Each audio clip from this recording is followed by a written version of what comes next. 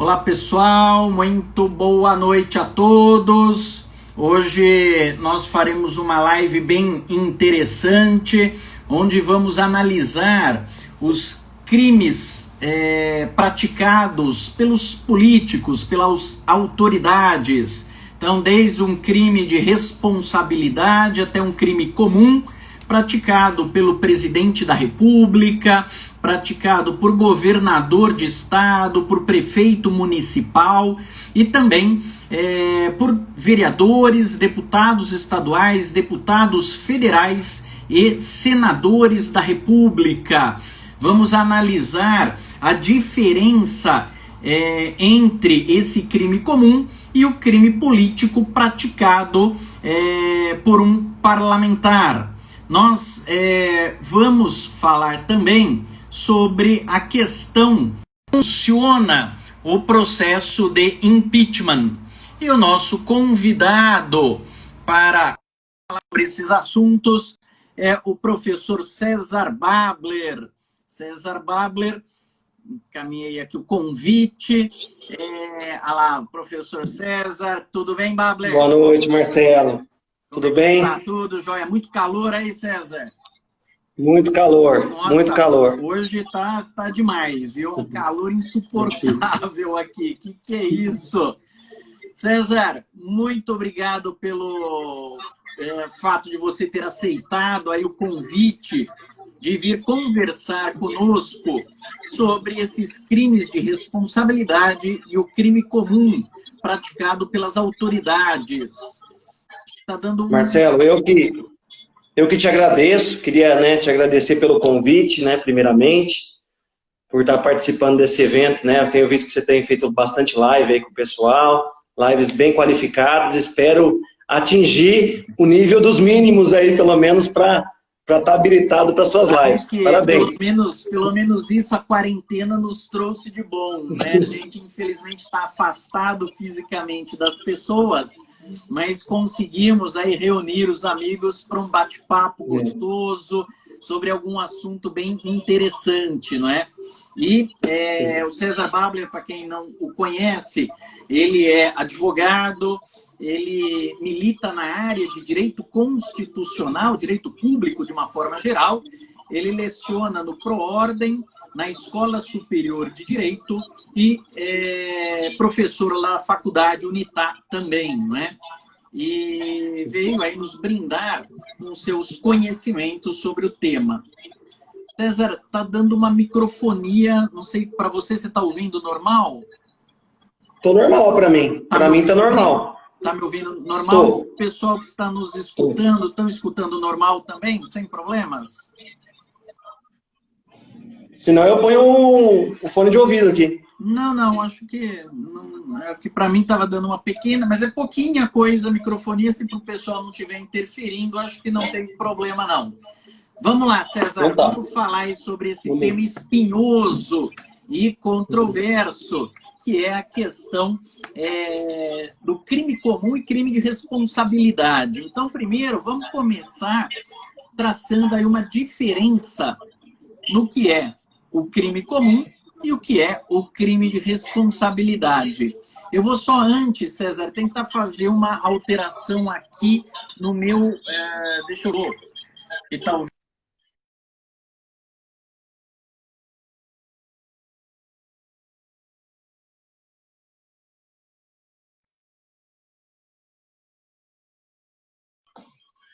Voltei aqui. Vamos lá, então. Primeiro, vamos começar, então, César, falando um pouquinho o que é um crime de responsabilidade, que se ouve falar tanto na imprensa, mas, na verdade, crime de responsabilidade não se confunde com direito penal. O crime de responsabilidade, a gente vai conversar um pouquinho, Marcelo? A nossa programação hoje, não sei se vai dar, porque é que nem aula, A gente programa e começa a falar e daqui a pouco acabou o assunto em um pouquinho que a gente programou. Mas vamos tentar falar sobre os casos da Flor de Lis, do governador do Rio, que são poderes diferentes, como eu estava conversando com o Marcelo agora há pouco. A Flor de Lis é legislativo, é preciso que vocês entendam aí, quem está olhando para a mídia, são situações diferentes. A imunidade de um parlamentar não corresponde à mesma imunidade que tem um poder executivo, um chefe de executivo, um governador, um presidente, um prefeito, são coisas diferentes. E como a gente vai ter eleição, né, Marcelo, agora, eleição municipal, é importante até saber isso, né, estamos próximo da eleição, vai ter para prefeito, para vereador, o que cada um tem, o que cada um não tem. Então, para a gente começar só respondendo sua pergunta e depois a gente vai caminhando, o crime de responsabilidade está muito mais próximo da improbidade do que de um crime, né? E a improbidade é matéria de direito administrativo. Então, para quem está aí entender didaticamente, é como eu explico para os alunos geralmente, um servidor comum pratica improbidade se ele for desrespeitoso com a função pública dele. Se ele for um mau servidor, violou até princípio, já responde por improbidade, ou está sujeito a responder por improbidade. Um deputado, um senador, se ele praticar esse tipo de comportamento, de conduta desrespeitosa com a função dele, ele vai praticar uma conduta que viola o decoro parlamentar. Esse é um tipo de crime de responsabilidade. E o executivo, presidente, governador, prefeito, pratica propriamente o crime de responsabilidade. Tanto que o Supremo já julgou, dizendo que o próprio presidente da República, governador, prefeito, não submetem à LIA, a lei de improbidade. Por quê? Porque eles têm um crime de responsabilidade próprio. Então, é mais ou menos esse tripé, esse viés que eu dou para o pessoal, e acho que o pessoal da live também é interessante saber, se for um servidor comum, é improbidade, é a LIA, 842992. Se for deputado, senador, que eu estou colocando só eles por enquanto, decoro parlamentar, Constituição Federal, pode perder o cargo, mas decoro parlamentar. Quebra de decoro, violação ética. Percebam, tem tudo a ver com improbidade. E o presidente, governador, prefeito, crime de responsabilidade. Aí a gente entraria, já nessa ideia do crime de responsabilidade, uma violação funcional e não uma violação criminal. Não é conduta disposta ou tipificada no Código Penal. É uma conduta ética. A Constituição Federal teve o trabalho de, em relação ao presidente, no artigo 85, definir alguns crimes, alguns exemplos de situações que se enquadrariam como crime de responsabilidade do presidente, que tem uma natureza mais político-ética do que propriamente criminal, né? Então, o próprio Collor, Fernando Collor de Mello, quando caiu na improbidade, ele caiu exatamente nesse inciso, violar a probidade da administração. A Dilma, por exemplo, caiu na tipificação de violar a lei orçamentária. Vejam que não são crimes do Código Penal. E, supostamente, o presidente Bolsonaro cogitou-se de violação aos direitos políticos, individuais, fundamentais, né? Cogitou-se, numa época da pandemia, né, que ele estava desrespeitando algumas normas sanitárias. Enfim, vejam que são condutas em que o cara é um mau gestor. A pessoa que não gere muito bem a máquina pública, e gerir máquina pública é conduta do executivo, quem não gere muito bem a máquina pública está sujeito ao, entre aspas, crime de responsabilidade. Que agora vocês estão percebendo que não tem nada de crime. É uma infração político-administrativa, que está muito mais próximo da improbidade do que do Código Penal. Isso. Então, para começar, é mais ou menos isso. Inclusive, as penas aplicáveis ao processo de impeachment são totalmente diferentes das penas aplicáveis aos crimes propriamente ditos, não é? Então, nós temos como sanção, no caso do impeachment, a perda do mandato e a inabilitação das funções públicas por até 8 anos. Enquanto lá no direito penal, o artigo 32 do Código Penal traz como regra geral a pena privativa de liberdade, restritiva de direitos e multa. Portanto, sanções diferentes para crime de responsabilidade, que é a infração político-administrativa, e para o crime propriamente dito, aquele crime mesmo, vamos dizer assim, do direito penal, não é? Isso, perfeito, Marcelo. A doutrina chama, né, de crime comum e crime de responsabilidade. Esse crime do direito penal que está falando é o chamado crime comum, para se opor ao crime de responsabilidade. E entre eles existem algumas nuances, algumas diferenças, que talvez sejam importantes de serem mencionadas nesse momento, né? O crime comum, que é esse do Código Penal, então, só para o pessoal entender, né? Vamos supor que o Bolsonaro tente promover uma campanha dentro do Congresso Nacional, de um esquema de propina, né? Esse esquema de propina tem a ver com a função de presidente, ele só conseguiu isso porque está na função de presidente, e nexo com a função e durante o mandato. Ele está sujeito à pena do Código Penal, a pena da corrupção passiva, conforme o caso lá. Isso é crime comum. Agora, se o presidente, por exemplo, viola a lei orçamentária, a semana retrasada, Marcelo, o presidente vetou um projeto de lei que isentaria as igrejas, templos de qualquer culto, da CSLL. O que é CSLL? É uma contribuição social sobre o lucro líquido. Os templos ficariam isentos. Isenção porque está na lei. O Bolsonaro vetou o projeto. E no veto, ele fundamentou, porque o veto tem que ser motivado, o veto tem que ser fundamentado. Ele fundamentou que se ele aprovasse, se ele sancionasse o projeto, isso implicaria em violação à lei orçamentária e, consequentemente, crime de responsabilidade. Percebam, então, que não está no Código Penal isso. É uma questão mais política. E ele resolveu vetar, né? Então, aí o crime comum está no Código Penal. O crime de responsabilidade está fora, né? É um crime político, propriamente político. Perfeito. E o que muda entre eles? Diga, Marcelo. Diga, pode falar. Perfeito, pode continuar, continua. Então, o que propriamente muda entre eles, basicamente? O crime comum e o crime de responsabilidade em relação ao presidente, vamos supor que estão cogitando de processar o presidente Bolsonaro. Esse crime comum e de responsabilidade, para começar o processo, a Câmara dos Deputados, nos dois casos, tem que autorizar. Então, a Câmara faz o chamado juízo político de admissibilidade e autoriza o processo contra o presidente por crime comum ou por crime de responsabilidade pelo quórum de 2/3. 2/3 dos deputados... Isso, que foi o que aconteceu no caso do Collor e no caso da Dilma. Os dois sofreram processo de impeachment. Então, se inicia esse processo de impeachment com um cidadão fazendo uma representação para a Câmara dos Deputados, e a Câmara dos Deputados, então, precisa, por maioria de 2/3, autorizar este processo de impeachment contra o presidente da República, que foi, então, o que aconteceu no caso do Collor e no caso da Dilma. Isso. No caso do Temer, tivemos 2 denúncias contra ele. A Câmara não autorizou em nenhuma delas. Então nem começou o processo, porque a Câmara dos Deputados não conseguiu esse quórum de 2/3.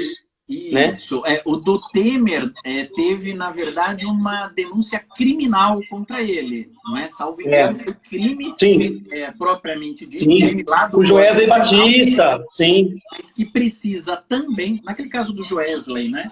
Mas que precisa também de autorização da Câmara dos Deputados. Então, nos dois casos, é necessária a autorização da Câmara dos Deputados, seja crime de responsabilidade, seja crime comum. Isso está expresso na Constituição, não é, Babler? Sim, artigo 85 e 86. O que a gente está falando agora é 86. O 85 define os crimes de responsabilidade. Então, quem está na live aí pretende, de repente, fazer prova da ordem ou concurso público, esses 2 artigos, Marcelo, são essenciais para qualquer candidato, né? Básico, né? Artigos básicos para começar a estudar direito constitucional. Bom, continuando então.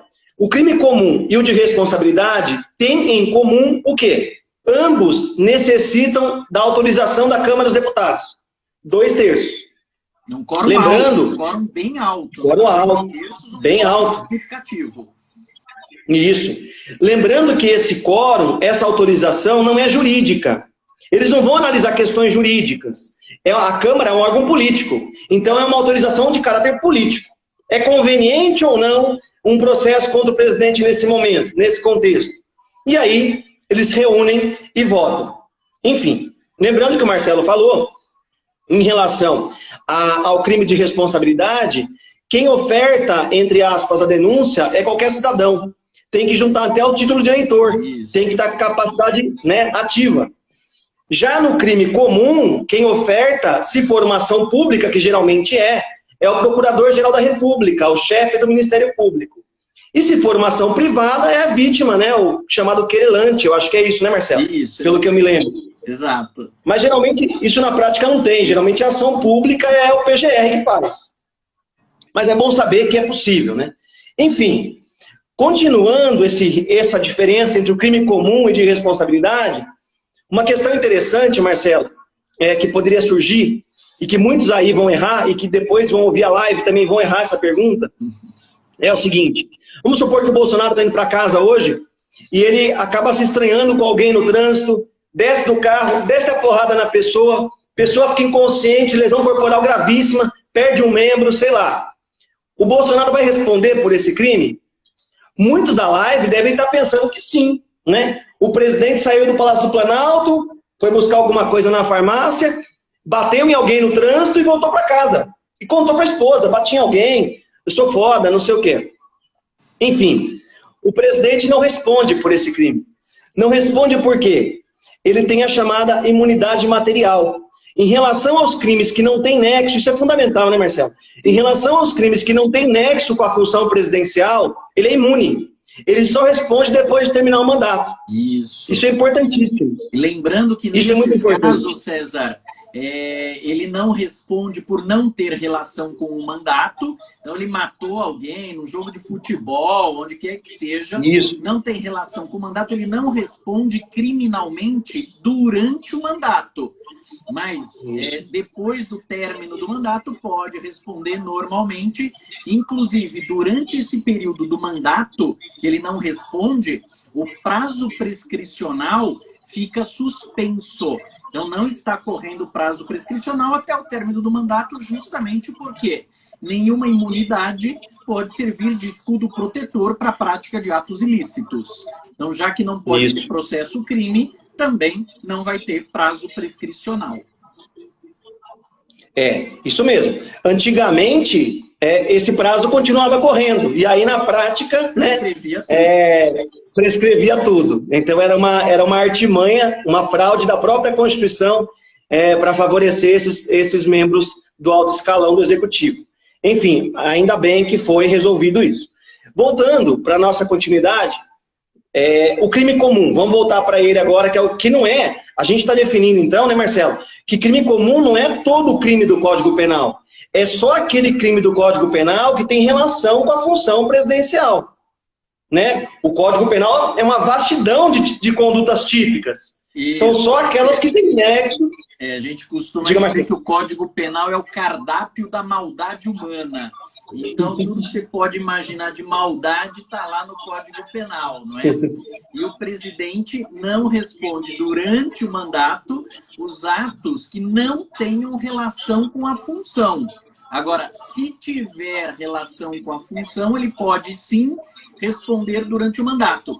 Mas, mesmo assim, ele precisa da autorização de maioria de 2/3 da Câmara dos Deputados. E aí que vem uma diferença interessante, César, entre o crime comum e o crime de responsabilidade. Onde ele vai responder cada um destes crimes. Sim. Eu queria falar, só para concluir, Marcelo, rapidinho antes, que no crime comum, que é essa definição mais restrita que a gente está fazendo, o crime comum, quando autorizado pela Câmara, ele chega no Supremo. Não é no Senado, é no Supremo. Isso, então o Supremo é um órgão judiciário que vai julgar. O Supremo Tribunal Federal, que é a cúpula do Poder Judiciário. Isso. E lembrando que o Supremo faz um juízo agora de admissibilidade jurídica. O juízo anterior foi político, agora já é jurídico. E se o Supremo, a partir desse juízo, pode chegar a 2 resultados. Primeiro, rejeitar a denúncia, e aí vai para o arquivo, ou receber a denúncia. E interessante aqui, Marcelo, que recebendo a denúncia contra o presidente, o Supremo determina automaticamente a suspensão da função presidencial. Aí vai entrar a linha substituição. O vice, o da Câmara, do Senado, do Supremo. Né? O prazo máximo que ele pode ficar suspenso é 180 dias. Isso. Concluir, né? Isso é importante a gente nortear, porque o pessoal fica confuso. Então, o Supremo Tribunal, a Câmara dos Deputados, autorizando o processo criminal contra o presidente, ele é afastado de suas funções e automaticamente assume o cargo o vice-presidente da República. Isso. Aí, ele pode ficar afastado por 180 dias no máximo. Como isso tem caráter cautelar, ele continua recebendo salário, porque não foi condenação, presunção de inocência, então ele está inocente. Enfim, a partir daí a gente caminha para o julgamento do crime comum. E no julgamento do crime comum, o Supremo vai julgar, né, óbvio, estamos no Supremo ainda, e o Supremo pode condenar, como o Marcelo falou, ou absolver. Se condenar, vai usar aquelas penas que o Marcelo falou, e a gente fecha o raciocínio, aquelas penas do Código Penal, ponto. Porque o crime é comum, tem nexo com a função, usa a pena da corrupção passiva, concussão, o que seja. Aplica a pena, acabou. O presidente, claro, vai perder o mandato, pode ser preso, porque só aí o presidente pode ser preso, isso é importante também. O presidente tem a chamada imunidade prisional, esse é um link importante. O presidente não pode ser preso cautelarmente. E muita gente pergunta, Marcelo, para mim, mas e se for flagrante de crime inafiançável? Também não. Também não. Nenhuma. Presidente não pode nenhuma. Em hipótese, né? Alguma. Eu brinco pode ser com os alguma. alunos dizendo que final Corinthians e Palmeiras, nosso presidente, infelizmente, é palmeirense, né?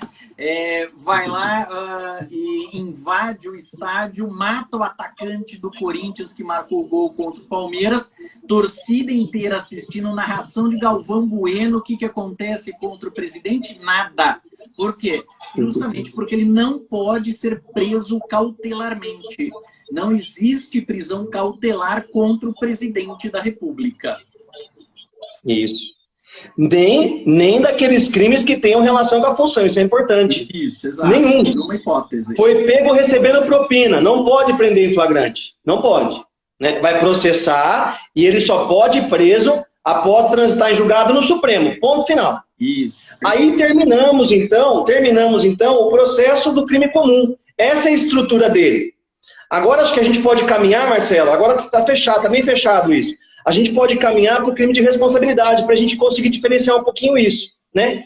Como eu disse, e aí o Marcelo vai intervindo aí, o crime de responsabilidade já nem é crime mais, é infração política. Então as penas não vão ser do Código Penal, vão ser penas políticas, né? Como o Marcelo mesmo já falou. Quem pode denunciar? Qualquer cidadão. Uma vez denunciado, a Câmara vai fazer o juízo político de admissibilidade e por 2/3 pode autorizar o processo pelo crime de responsabilidade. Lembrando, né, Marcelo, que esse crime de responsabilidade é o impeachment, que todo mundo conhece. É o processo famoso impeachment, né? Que é o processo de impedimento e tal. Enfim, continuando isso, se a Câmara autorizar por 2/3, para onde vai o processo? Para o Supremo? Não, vai para o Senado. O Senado Federal é que julga, porque o crime é político. Então os órgãos que vão julgar têm que ser políticos, não tem como ser diferente disso. E aí é importante que o Senado vai fazer um segundo juízo de admissibilidade. E ele pode acolher ou não a denúncia ofertada pelo crime de responsabilidade. Né? Nesse meio do caminho, se o Senado acolher, se o Senado instaurar o processo por crime de responsabilidade, porque ele não é obrigado a fazer isso. Antigamente, se dizia que por serem órgãos do Legislativo, se a Câmara autorizou, o Senado era obrigado a instaurar. Hoje mudou o entendimento. O Supremo falou que eles são órgãos do Legislativo, mas podem ter entendimentos diversos, né? E o Senado ainda faz um julgamento, um juízo um pouco mais jurídico e político, porque lá dentro ele é presidido pelo presidente do STF. Então tem um jurídico lá dentro, embora seja parecido com o Tribunal do Júri, eu acho. Né? O juiz fica meio que só de resguardo ali, mas quem julga é o conselho de sentença, é mais ou menos isso. Né?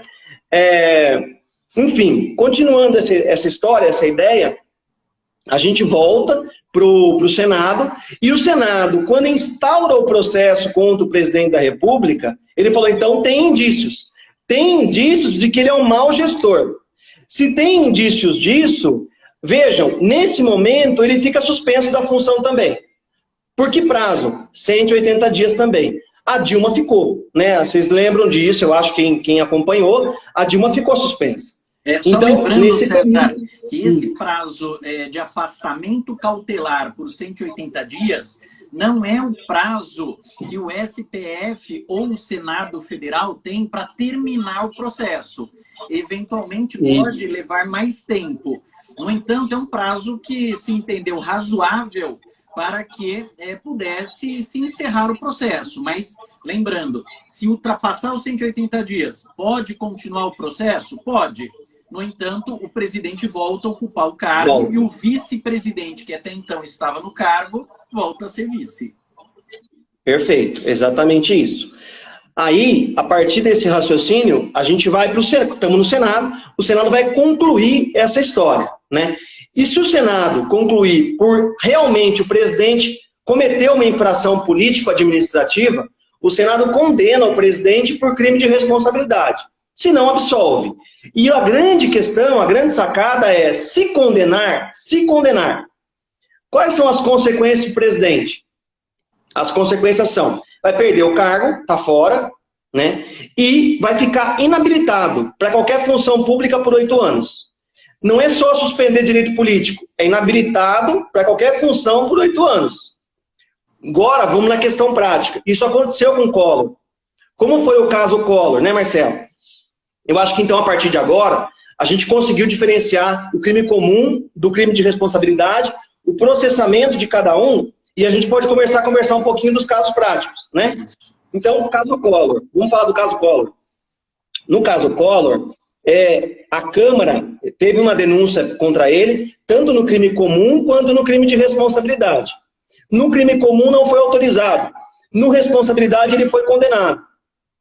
E ele foi condenado no dia do julgamento, né? Se vocês forem ver a bibliografia de direito constitucional, todas trazem isso, os livros. Ele renunciou ao mandato no dia do julgamento. Ele falou, olha, não quero mais ser presidente. E se eu não quero mais ser presidente, essa segunda pena, que vocês chamam de inabilitação, é uma pena acessória.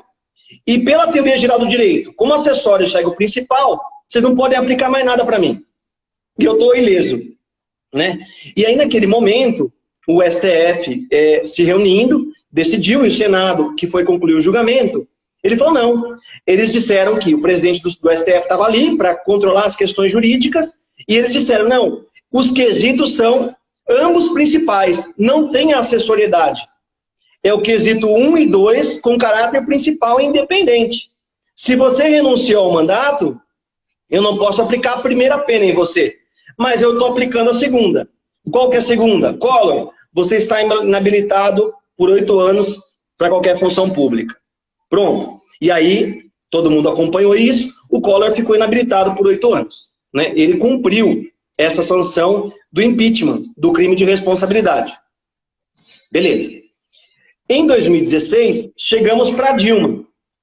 E aí, na Dilma, aconteceu um caso emblemático, que até o Collor, nesse momento, que é senador, ele ficou revoltado, né, Marcelo? Ele falou, como que acontece isso? São duas medidas para a gente que está aqui. Eu fui injustiçado, ele falou um monte de besteira lá, né? Mas tudo que ele falou é baboseira, que a gente conhece já, mas é só política, né? Enfim, ele se sentiu injustiçado porque a Dilma, aconteceu uma coisa peculiar no caso da Dilma. A Dilma não renunciou. Ela falou, vou pro pau, vou tomar. E aí, o que aconteceu no Senado? A Dilma não sofreu processo por crime comum, só por crime de responsabilidade. E nesse processo do crime de responsabilidade que a gente acabou de conversar, o Senado repartiu a votação dos quesitos. Vejam que interessante. O Senado pensou, e a defesa da Dilma foi muito boa nisso, né? O Zé Roberto Cardoso, tal, que era o AGU, defendeu muito bem. O que ele disse? Ele disse o seguinte, lembra que vocês, Senado, senadores, definiram que as penas são principais? Se são principais, vamos dividir o julgamento e vamos votar em separado. E aí votaram em separado a pena de perda do cargo e inabilitação. E não conseguiram quórum para aprovar a inabilitação, só aprovaram a perda do cargo. E por isso a revolta. A Dilma não ficou sujeita a essa segunda pena, porque não é acessória, porque é principal. Foi usado o mesmo argumento do Collor a favor agora da Dilma, né? A peculiaridade foi que o Senado dividiu o julgamento e falou, se são principais, por questão de equidade, justiça, vamos julgar cada uma por si. E aí a Dilma teve... É uma situação curiosa, né? Porque primeiro o Collor fez o auto-retiro em Miami, né? Ficou lá os 8 anos. Depois, quando ele recupera seus direitos políticos, ele é eleito senador da República por Alagoas, quando tem apenas uma vaga no Senado, e ele é o senador eleito. E no caso da Dilma, você tinha o Collor lá como senador, então, votando o caso da Dilma, e quando decidem, então, cindir a votação, não é? O Collor falou, opa, pera lá, mas olha eu aqui, né? E no meu caso, vocês jogaram tudo numa votação só. E aí o Renan Calheiros foi muito habilidoso, né, para preservar os direitos políticos da Dilma, porque ele diz ali, já bateu o cachorro morto, já perdeu aí o cargo, não vamos também deixá-la inabilitada da sua função por 8 anos, né? E aí, então, o Senado vota e não deixa a Dilma inabilitada por 8 anos, embora ela tenha perdido o cargo. Sim. E tem uma questão interessante, Marcelo, mais uma, que assim não foi muito falada, mas foi contextualizada pelo Cardoso na época da defesa. Quando a Dilma foi julgada lá em 2016, já tinha a lei da ficha limpa, coisa que não tinha na época do Collor, 2010 a ficha limpa. E na lei da ficha limpa consta que, se o mandatário renunciar ao mandato, ele fica inelegível pelo período restante do mandato e mais 8 anos. Então, a estratégia de renunciar ao mandato nunca poderia passar pela cabeça do advogado da Dilma. Sim. No Collor, sim, porque não tinha a lei da ficha limpa na época. Mas para Dilma, não. Para Dilma, a lei da ficha limpa bloqueava essa possibilidade. Ela não tinha outra alternativa que não fosse ir pro pau e falar, então vamos ver o que vai dar. Exato. E aí a estratégia foi essa de estabelecer penas principais autônomas, né? A autonomia das penas. Exato. Deu certo. Então, nós temos aí bem clara essa situação de quando um presidente da República, hoje o Jair Bolsonaro, né, se eventualmente praticar um crime de responsabilidade, precisa de autorização de maioria de 2/3 da Câmara, e o Senado Federal pode determinar a perda do mandato e inabilitação das funções públicas por 8 anos. Caso Jair Bolsonaro venha cometer crime comum relacionado com a função, o Ministério Público Federal oferece denúncia, a Câmara dos Deputados precisa autorizar por maioria de 2/3, e o processo criminal corre no Supremo Tribunal Federal com a pena prevista para o crime, privativa de liberdade, restritiva de direitos ou multa. Se o presidente da República cometer crime comum que não tem relação com o mandato, não pode responder durante o mandato, só depois do término do mandato. Muito bem, César. Isso para presidente da República. E governador de estado, funciona, e prefeito, já vamos abarcar os dois aí. Funciona da Vamos aproveitar a eleição. Então, a doutrina toda diz, e a jurisprudência do Supremo acolhe essa tese, de que essas imunidades se aplicam ao chefe de Estado. E o único chefe de Estado que a gente tem é o presidente. Ponto final. Então, todas essas garantias, esse rol de garantias, né, que a gente está vendo, imunidade prisional, privilégio processual, imunidade material de crimes, isso se aplica especificamente ao presidente. Governadores e prefeitos, eles têm um boizinho, uma deixa em relação ao foro, prerrogativa de foro. Isso eles têm. Então, o governador, por crime comum, é julgado no STJ. É o caso do governador do Rio, recente caso, né? E por crime de responsabilidade, pelo Tribunal Especial, né, formado lá na Assembleia Legislativa, né? O prefeito responde no TJ ou no TRF, conforme seja o crime, né? O crime estadual ou o crime federal, mas crime comum. E responde perante a Câmara Municipal no crime de responsabilidade, né? A gente teve o caso do prefeito Hélio, que sofreu o impeachment aqui em Campinas, e a Câmara Municipal, na época, declarou o impedimento dele. E aconteceu isso, o vice entrou, né? Na época, eu não me recordo, não estou me lembrando, era um médico. Demétrio Flagra, que foi cassado também, sofreu impeachment também, não é? E aí entrou, então, o presidente da Câmara dos Deputados para terminar o mandato, faltavam ali 9 meses para o término do mandato, e o presidente da Câmara que terminou o mandato. Isso. Então é assim, o que eles têm de vantagem, governadores e prefeitos, é o foro de prerrogativa de função, é um privilégio de foro. Eles não são julgados pelo juiz comum, eles são julgados por um tribunal especial. Mas, por exemplo, se o governador, se o prefeito, ele se bater em alguém, matar alguém, ainda que não tenha nexo com a função, ele vai responder, porque ele não tem essa imunidade que o presidente tem. Ele vai responder por tudo. Vai responder nesse tribunal especial, mas vai responder, né? No caso, daqui a pouco a gente responde a pergunta da Gabi. No caso do governador do Rio, né, Marcelo? O STJ, porque foi crime comum. O STJ, interessante isso, que acho que vai até entrar no seu tema, aplicou o artigo 319 do CPP, que são as medidas cautelares diversas da prisão, e decretou o afastamento dele do cargo. Medida tomada por crime comum, né? Não é crime de responsabilidade. É aquela suspensão, afastamento cautelar que a gente falou do presidente, quando comete um crime, está sendo processado na Câmara ou no Senado. A mesma coisa aconteceu com o governador do Rio.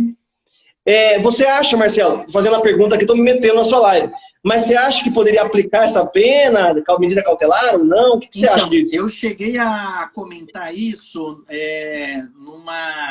num vídeo aí que eu fiz aleatório.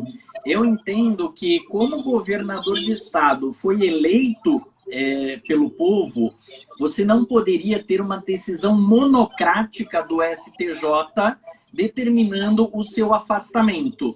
Então, eu acho dá poderes muito grandes para um ministro só do STJ poder afastar um governador de estado eleito pelo povo. É claro que eu, no meu ponto de vista, deveria ter autorização da Assembleia Legislativa do Estado do Rio de Janeiro para esse afastamento. Sem essa autorização, eu entendo que houve aí, o STJ extrapolou nos seus poderes em afastá-lo do cargo. Eu entendo que ele poderia sugerir o afastamento, mas precisaria do aval da Assembleia Legislativa. Embora haja muitos posicionamentos em contrário, tanto que o próprio STJ, amparado sim em doutrina e jurisprudências, entendeu que o relator poderia sim afastar o governador de estado, como de fato foi feito. Sim. Eu acho que a gente poderia também, não sei se é uma coisa para se pensar, estabelecer o prazo por analogia, né? Os 180 dias, trazer para cá também, né? Para estabelecer uma razoabilidade, né, Marcelo? Porque senão o cara fica lá indefinidamente afastado, porque não é razoável, né? Vai 2, 3 anos, acabou. Eterniza. Isso. Então, eu acho que podia, talvez aí o pessoal da defesa, estabelecer uma analogia com o processo do presidente, já que estão usando, né, reciprocamente, para fazer uma razoabilidade de prazo, né, para defender o cliente aí, que é o governador. Então, acho que é interessante. A Gabi, Marcelo, perguntou aí, não sei se quer responder agora, deixar para o final. Sim, exato. No caso do Dr. Hélio, né? O que aconteceu lá com o Dr. Hélio? Ele sofreu impeachment, mas assim como o Collor, o prazo em que ele ficou afastado foi de 8 anos, né? E estes 8 anos do Dr. Hélio já se passaram. Tanto que nós tivemos o Dário Saad, que terminou o mandato, ele era o presidente da Câmara, depois foi eleito o Jonas Donizete, permaneceu os 4 anos como prefeito de Campinas, e foi reeleito novamente o Jonas Donizete prefeito. Então passou mais 4 anos, ou seja, o Dr. Hélio já cumpriu essa sanção, né, administrativa, que é o afastamento, a inabilitação das funções públicas por 8 anos.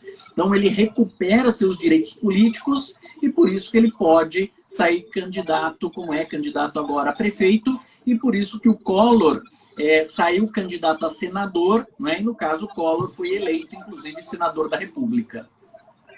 Sim. E também, Marcelo, tem, eu sei porque eu participo indiretamente disso, tem processos contra o Dr. Hélio correndo na justiça, de caráter criminal, improbidade, ação popular, né? Como é um pouco da minha área, eu estou um pouco envolvido nisso também. E por isso que eu sei.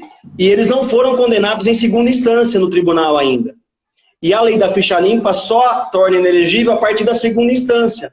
Então, como o processo ainda está rolando e não foi condenado no tribunal, foi condenado, mas conseguiram anular, então retroagiu para Campinas de novo, produzir provas e tudo mais. Então, tá sim, ele conseguiu se candidatar. Então essa é a resposta, né, completa para a Gabi aí, acho que é por aí. Marcelo, o que você acha da gente falar um pouquinho da Flor de Lis, hein? Vamos lá, agora, então, nós falamos do chefe do Poder Executivo, então de prefeito, governador e presidente da República. Agora, como é que fica a questão, então, do Poder Legislativo, César? Nós temos os deputados federais, senadores da República, deputado estadual e vereador.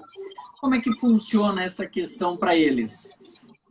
Vamos lá. Então, os parlamentares, eles também têm imunidades. Vejam que as imunidades não são para eles. Imunidade é para o cargo, né? É uma garantia institucional, isso aplica para o presidente, para o parlamentar também. É uma garantia institucional da tripartição dos poderes, para garantir a independência deles. Senão alguém faz uma pressãozinha, o cara não consegue agir, não consegue atuar da forma que deveria, garantindo a democracia. Então, no fundo, isso é para assegurar o Estado de Direito, é para garantir a democracia. É bom, isso é bom. É bom um país que tenha garantias para os seus mandatários, né?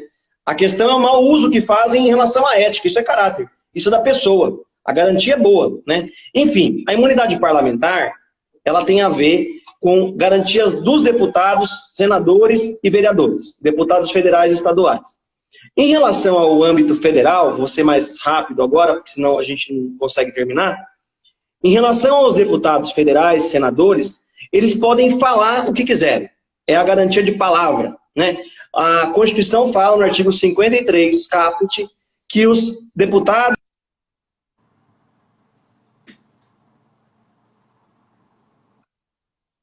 Oi, cortou, mas já voltou. Vamos lá. Bom, artigo 53 da Constituição fala que os parlamentares, deputados, senadores são invioláveis, civil e penalmente, por suas opiniões, palavras e votos. É importante aqui, Marcelo, a gente até estabelecer o gancho com o penal, que acho que a doutrina penal fala que isso é uma excludente de licitude, né? Alguns divergem, acho que falam em tipicidade, outros falam em licitude, mas enfim, não responde. Então, um crime contra a honra, uma injúria, uma calúnia, uma difamação, não responde nem pelos danos morais dela decorrentes e nem pela infração penal propriamente dita, não responde por isso. E isso garante que eles falem de forma livre, garante que eles se manifestem de forma com liberdade, né? Essa é a ideia da imunidade parlamentar. Então, os parlamentares não respondem por esses crimes. A pergunta que fazem é, vão responder depois de terminar o mandato? Não, não vão. Essa imunidade é absoluta. Ela é mais restrita que a do presidente, porque só abrange opiniões, palavras e votos, mas ela é eterna. Uma vez imune, não responde mais, né? O presidente não. Ele está imune, o rol de crimes é muito mais vasto, que ele está imune, todos aqueles que não têm o nexo com a função, mas ele responde depois. Essa diferença é importante, né?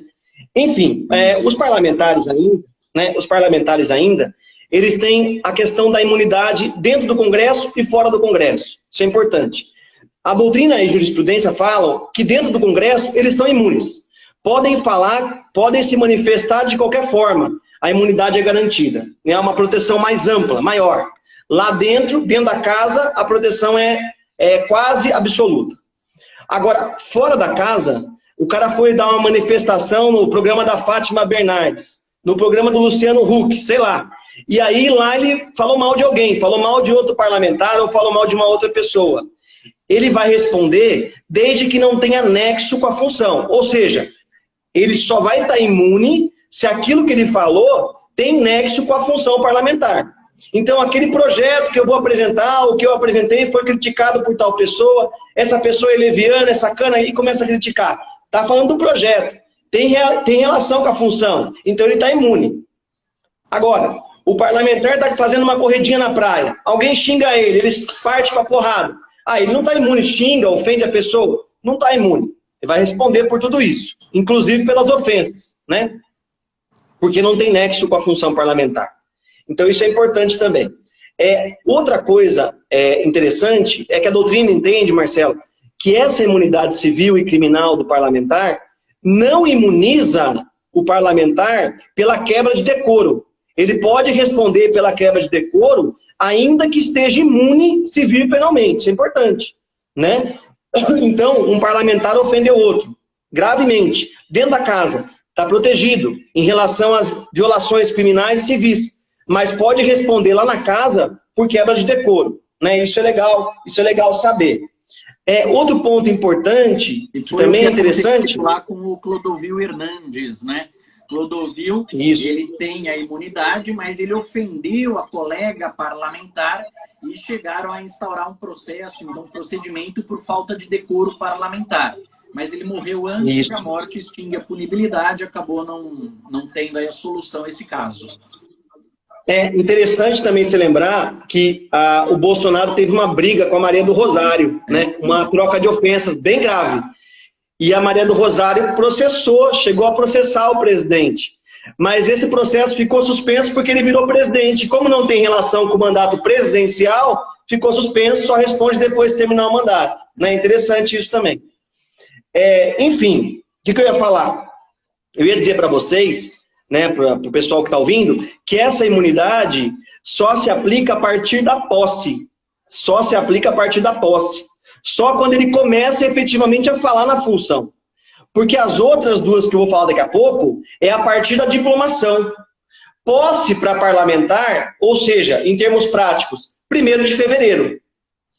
Diplomação, 2ª quinzena de dezembro. São momentos diferentes. Então, essa imunidade que a gente está falando, teoricamente, só se aplica a partir da posse. Só tem imunidade a partir da posse. Essa de poder falar o que quer, né? Poder falar o que quer e não responder por isso. Enfim, o que mais? Então, em relação, acho que a imunidade de opiniões, palavras e votos, é importante lembrar que deputado estadual também está abrangido por ela, claro que dentro do âmbito do Estado, e fora do Estado, se tiver nexo, também está abrangido. E o município, isso é importante, vereador, que vai ter eleição agora. Vereador pode falar o que quer? Até pode, só dentro do município. Saiu do município, não tem mais imunidade, ainda que tenha nexo com a função parlamentar. Isso é interessante, né, Marcelo? O vereador, no município, ele está limitado à circunscrição do município. A imunidade dele está limitada. Então, é o único que tem limite. Os outros podem falar dentro e fora. Se falar fora, tem que ter nexo. O vereador, não. Se falou fora do município de Campinas, vai responder. Aí ele fala, mas eu tinha nexo com a função. Não importa. O seu limite é a circunscrição do município. Então, a orientação que a gente dá para os vereadores que vão entrar aí, né, em breve, nos mandatos de vereador o ano que vem, se quiserem falar mal de alguém, falem aqui dentro de Campinas, né? Não esperem para sair de Campinas para falar, porque aqui vocês estão protegidos, fora daqui já não vão estar mais. É uma orientação para quem está chegando, né? Os vereadores. Perfeito. E continuando para a gente... Como é que funciona a questão, César, da prisão e do processo criminal praticado pelo parlamentar? Ótimo, vamos lá. Então, lembrando que tudo que eu falar a partir de agora vai se aplicar também para o deputado estadual, mas não se aplica mais para o vereador. Tudo que eu falar a partir de agora, o vereador está fora. O vereador, porque eu estou reforçando isso, porque vai ter campanha agora, e o mais interessante é o vereador. O vereador só tem a imunidade de palavra, civil e criminal, de opiniões, palavras e votos, na circunscrição do município. Fora isso, o vereador não tem mais nada. Tudo que a gente for falar agora é deputado federal, deputado estadual e senador. Então, em relação à prisão, flor de lista solta. Vou fazer agora o bate-bola misturando aqui, porque a gente acho que já não tem tanto tempo mais, tentar abranger tudo. Flor de lista solta. Por quê? Porque não cabe prisão preventiva, temporária de parlamentar. A única prisão cautelar que cabe é flagrante por crime inafiançável. E já faz mais de um ano que o pastor, ex-marido dela, faleceu. Né? Segundo as suspeitas, é que ela é a mandante, 34 tiros, várias tentativas de matar o cara, né? Com alimentação, com veneno na alimentação, até o filho dela tomou, por engano, na geladeira, uma coisa bizarra, né? Uma coisa louca. E, enfim, a flor de lista solta. Uma doutrina vem falando, né, Marcelo, que poderia se enquadrar no crime permanente, né, que ele estaria acontecendo ainda. Então caberia o flagrante, mas acho que é forçar demais a barra nesse caso. Né? Não caberia prisão cautelar. no meu modo de ver. Eu não sei o que é mais especialista, talvez também se entenda assim, né, Marcelo? Eu entendo que a Constituição Federal é expressa no sentido de que não cabe prisão cautelar contra parlamentar. Então, deputado federal, senador da República, não podem ser presos cautelarmente, salvo em flagrante de crime inafiançável. E ela não foi presa em flagrante, portanto, não há que se falar na sua prisão.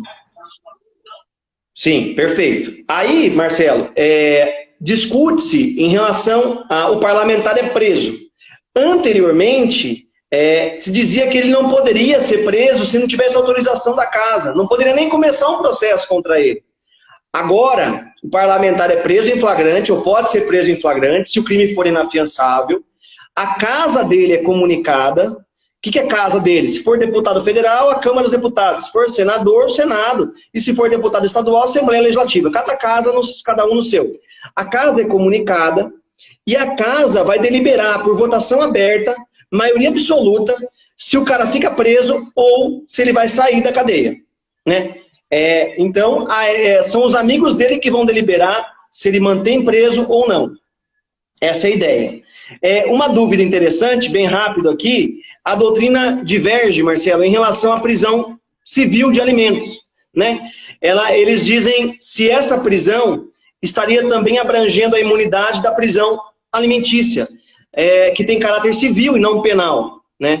No meu modo de ver, eu penso de uma forma mais garantista, eu amplio e também estendo para a prisão civil, né? No meu modo de ver. Qualquer forma eu não sei de como você pensa. Também. Eu acho que é uma forma mais ampla, né? Até para proteger o cara no cargo dele de algumas pressões indevidas. E essa pressão pode vir de uma prisão civil, né? Em relação à pensão alimentícia. Isso é importante. Que mais? O único caso na história brasileira que a gente teve uma manutenção da prisão, eu fui dar uma pesquisada nisso para falar com você. O único caso que a gente teve a manutenção da prisão pelos amiguinhos, pelos parlamentares, foi no caso do Delcídio do Amaral, né? No caso do Delcídio, os parlamentares votaram e não conseguiram quórum para soltar, ele continuou preso, né? Foi o único caso em que a casa não soltou. O resto, ou seja, na prática essa prisão também não funciona. Na prática o cara não fica preso. Ele é preso em flagrante e logo solto, porque a casa é comunicada e já manda soltar. Então a Flor de Lis nem presa foi. E se fosse, talvez já tivesse solta do mesmo jeito, não ia mudar muita coisa. Tem uma diferença agora, César, que antigamente essa votação era secreta. E agora a votação é aberta. Então, talvez isso possa inibir um pouco os parlamentares de votarem pela soltura daquele parlamentar que foi preso em flagrante de crime inafiançável. Mas, como você bem disse, o caso do Delcídio do Amaral foi o único por enquanto, né? Sim. Interessante também, rapidamente lembrar, Marcelo, a questão do Aécio Neves, né? No Aécio Neves, o Supremo aplicou nele algumas medidas cautelares, dentre elas a proibição de conversar com algumas pessoas, proibição de sair do país e também o afastamento do cargo. E aí o STF fixou bem isso e ficou bem pontuado. Se aquela prisão, aquela medida cautelar implicar em perda da função, em supressão da função, cerceamento da função, vai ter que ter autorização da casa.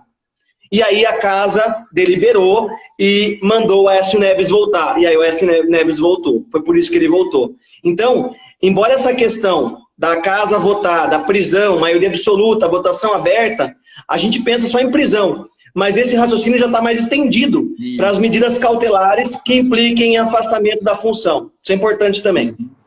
E para a gente fechar, Marcelo, vou ver se eu consigo falar em 3 minutos isso. A relação processual, porque é importante esse ponto também, né? Em relação ao processo, onde os parlamentares são processados. Antigamente, tudo ia para o Supremo. Questão de antes, questão de depois, se tivesse a ver com a função, se não tivesse, vai para o Supremo. E aí o Supremo lá faz aquele rolando lero e deixa o cara mais tranquilo. Agora, né, hoje, a gente tem uma visão muito mais restritiva.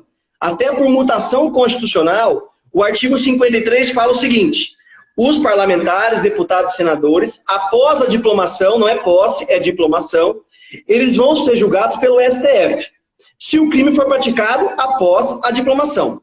Ponto final. Só isso que fala a Constituição. Então, o que a gente conclui? Crime anterior à função parlamentar vai para o juiz comum. Crime posterior, após a diplomação, vai para o STF. Acontece que o STF, em 2017, relatoria do Barroso, mudou o entendimento da própria Constituição. A gente não pode terminar a live sem falar disso. Ele fez a chamada mutação constitucional. E a partir de agora, a partir de 2017, o que se entende? Os deputados e senadores, e aí aplica para deputado estadual também, só vão ser responsáveis no STF caso o crime que eles cometeram seja primeiro requisito, após a diplomação. Segundo requisito que o Supremo criou, não tinha, tem que ter nexo com a função parlamentar. Então, o Supremo restringiu a chegada de parlamentares para lá, para o Supremo. Só se tiver, já é parlamentar, já foi diplomado? Já. Tem nexo com a função? Tem, vem para o Supremo.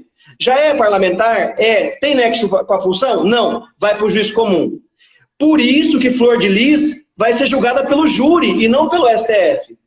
Porque o crime que ela praticou não tem nexo com a função parlamentar. Matar marido, ainda bem que não tem nexo com a função parlamentar. Ainda. Então, ela vai ser julgada pelo júri do local, né, do local dos fatos, lá do local do crime.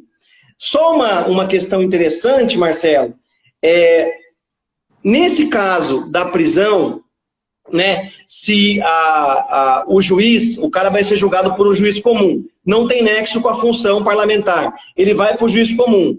O juiz comum tem que dar a autorização para a casa suspender o processo, porque a casa pode fazer isso. Se tiver nexo com a função, a casa suspende o processo. Se for para o juiz também aplica isso ou não? Essa questão não está resolvida, essa questão está aberta. Se aplica o procedimento da suspensão no caso de primeira instância, ou isso é exclusivo do Supremo.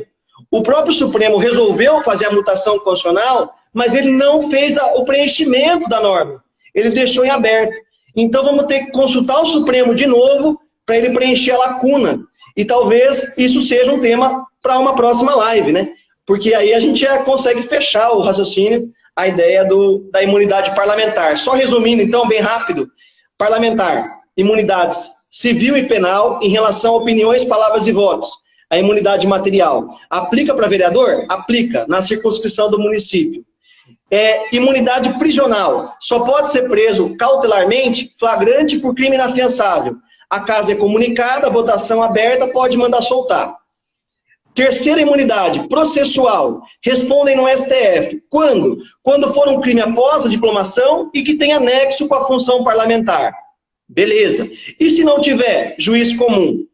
E aí, a casa, nesse último caso, é comunicada também, no caso do processo, e a casa, por votação aberta, em maioria absoluta, pode mandar suspender o processo. E suspendendo o processo, suspende a prescrição. Né? O que fica em aberto é essa questão da possibilidade ou não do juiz inferior ter que comunicar a casa ou não para isso. Isso está em aberto e ninguém sabe. Na verdade, pouca gente está discutindo isso, né, Marcelo? Eu vi pouca gente falando. É uma hora que vai ter que ser discutido. Vai ter que falar. César, agradeço mais uma vez sua disponibilidade. Apareceu o reloginho aqui já para mim. Eu agradeço novamente aí sua disponibilidade. Sei que está muito corrido nesse tempo, né? Ainda mais agora com eleições aí chegando. Mas eu vou, antes de passar a palavra para suas considerações finais, pedir autorização para eu disponibilizar essa nossa live aqui no IGTV do próprio Instagram e lá no meu canal do YouTube também. Lógico. Fica à vontade, Marcelo. Maravilha. 20 segundos para você fazer suas considerações finais, César. O Marcelo, é a primeira live que a gente faz, mas eu gostei bastante, né? Eu espero que tenham outras aí. A gente dialoga bem, porque você também é professor de constitucional, então esse diálogo fica bem leve, fica bem aberto. E eu acho que para os alunos, para quem ouve, isso é bem interessante. Se eu fosse aluno, eu ia gostar bastante. Então eu espero que... Gostei bastante do convite, né? Você é um cara muito querido em toda a ProOrdem e espero que a gente volte a conversar de novo sobre outros temas, atualidades e tudo mais. Muito obrigado, Marcelo. Mais uma vez, César, muito obrigado. Agradeço a todos que nos acompanharam aqui nessa live no Instagram. Quem não teve oportunidade estará lá no IGTV e no meu canal do YouTube também. Obrigado, pessoal. Obrigado, tchau, tchau. Marcelo. Abraço.